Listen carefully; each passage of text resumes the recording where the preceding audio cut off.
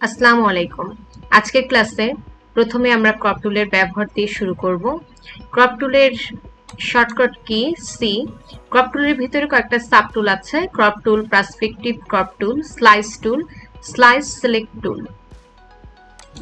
তো আমরা প্রথমে একটা ইমেজ নিয়ে আসি, এই ইমেজটাকে নিয়ে যাই। অনেক সময় আমরা কম রেজলিউশনের ইমেজ নিয়ে যদি আমরা কাজ করি, তাহলে দেখা যায় যে ইমেজটাকে আমরা যদি বড় করি তাহলে ফেটে যেতে পারে ইমেজটা। সেই ক্ষেত্রে আমরা যদি এটাকে কন্ট্রোল টি দিয়ে সিলেক্ট করি, ইমেজটাকে করে একটু বড় করে নেই, এতটুকু করলাম যাতে না ফেটে যায়। তার জন্য আমরা আর্টবোর্ডের আকারে ইমেজটাকে কেটে নিব। তো সেই ক্ষেত্রে ক্রপ টুলের মাধ্যমে আমরা এটা করতে পারি। কি আর একটু ছোট যদি করতে চাই ইমেজটাকে, তাও করতে পারবো। সেটা আর্টবোর্ডের আকারেই ইমেজটা কেটে যাবে, আর্টবোর্ড সহ। ইন্টার প্রেস করলে এই যে আর্টবোর্ডটাও কেটে গেল, ইমেজটা সেই আর্টবোর্ডের সাইজেই ইমেজটাও কেটে গেল। এটাই হচ্ছে ক্রপ টুলের কাজ। আচ্ছা, এরপরে perspective crop tool. Perspective crop টুলটা আসলে বাঁকা ছবিকে সোজা করতে সাহায্য করে। আমি একটা ইমেজ নিয়ে আসি, এই ইমেজটাকে নিয়ে যাই।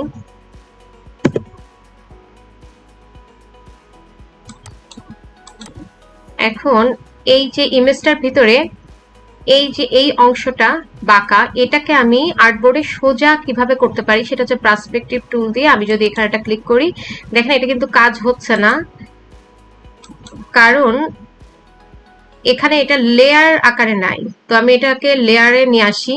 এখানে অনেক সময় এরকম হতে পারে, সেটা আমরা ইমেজটাকে আমরা লেয়ারে নিয়ে যাব, কনভার্ট টু লেয়ার। ইয়েস, এই যে এখানে এখন কিন্তু এটা লেয়ারে হয়ে গিয়েছে। এবার যদি আমি এখানে ক্লিক করি, বাঁকা অংশটা আমি ধরবো সোজা করার জন্য। এবার ইন্টার প্রেস করব। এই যে আর্টবোর্ডে ওই যেই বাঁকা অংশটুকু আছে সেটা সোজা হয়ে গেল। এটা হচ্ছে পার্সপেক্টিভ ক্রপ টুলের কাজ। আচ্ছা, এরপরে আছে স্লাইস টুল। স্লাইস টুলটা হচ্ছে অনেকগুলা ইমেজের ভিতরে যে ইমেজগুলো আমাদের প্রয়োজন সেটা কাটার জন্য আমরা স্লাইস টুলটা ব্যবহার করি। সাধারণত এটা আমরা ওয়েবসাইটের কাজে আমরা ব্যবহার করে থাকি।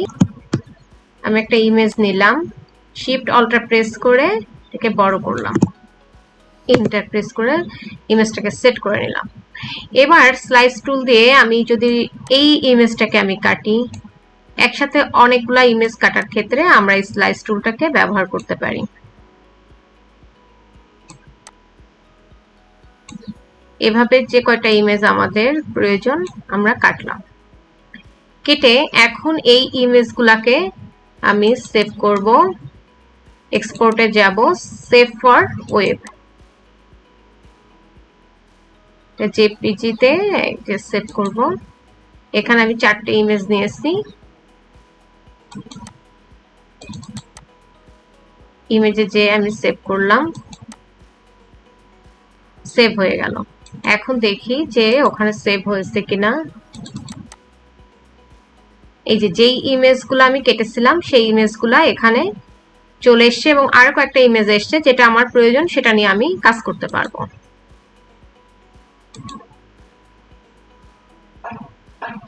এরপর স্লাইস সিলেক্ট টুল। স্লাইস সিলেক্ট টুলটা কাজ করে স্লাইস টুলের উপর। যদি আমাদের এই স্লাইস করা যে ইমেজটা সেটাকে ছোট করতে হয় বা একটু বড় করে নিতে হয়, তাহলে আমরা এই টুলটা ব্যবহার করতে পারবো, স্লাইস সিলেক্ট টুল। এখানে আমরা এই টুলটা দিয়ে আমরা এখানে একটা ক্লিক করে নিই, এটাকে সিলেক্ট করে নিব, নিয়ে তারপর এই যে একটু বেশি চলে গিয়েছে এভাবে আমরা ছোট বড় করে নিতে পারবো। এটাই হচ্ছে এই টুলের কাজ। আচ্ছা, এরপরে আছে ফ্রেম টুল। ফ্রেম টুলের শর্টকাট কি কে। আমি একটা ইমেজ নিয়ে আসি, ইমেজটাকে একটু বড় করে নেই। আমরা যে মাস্কিং এর কাজটা করে থাকি সেটা কিন্তু আমরা ফ্রেম টুলের মাধ্যমে খুব সহজে কিন্তু সেটা করতে পারবো। এন্টার দিয়ে ইমেজটাকে সেট করে নিলাম। এখন এখানে লেয়ারে যাব, যে এই যে ইমেজটা এটাকে কন্ট্রোল জে দিয়ে আরেকটা কপি করে নিব। উপরটাতেই কাজ করব, নিচেরটাতে না। এবার আমি ফ্রেম টুলটাকে নিলাম, নিয়ে এইখান থেকে আমি এটাকে কাটলাম, এটাকে সিলেক্ট করে নিলাম।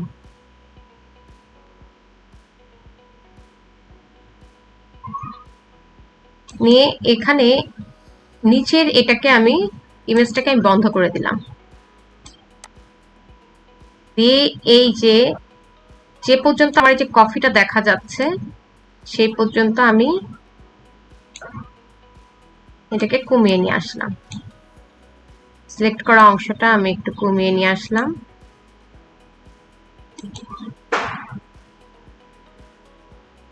এসে এই এটাকে আমি ওপেন করে দিলাম, নিচের যে ইমেজটা আছে সেটাকে আমি ওপেন করে দিলাম। দিয়ে এইটুকুর ভিতরে আমি একটা ইমেজ নিয়ে আসি।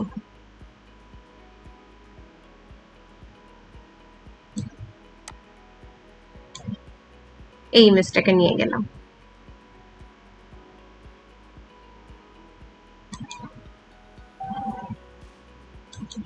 নিয়ে যে এই অংশটা আরেকটু বাড়িয়ে দেই,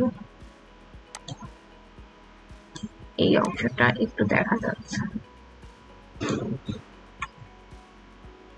বেশি চলে গেছে। আমি কিবোর্ডের যে অ্যারো চিহ্নগুলো আছে উপর নিচ ডানে বায়ে এগুলা দিয়ে একটু সেটিং করে নিলে জিনিসটা যাতে একটু সুন্দর দেখা যায়। এই এরপর আমি নিচের লেয়ারে চলে গেলাম।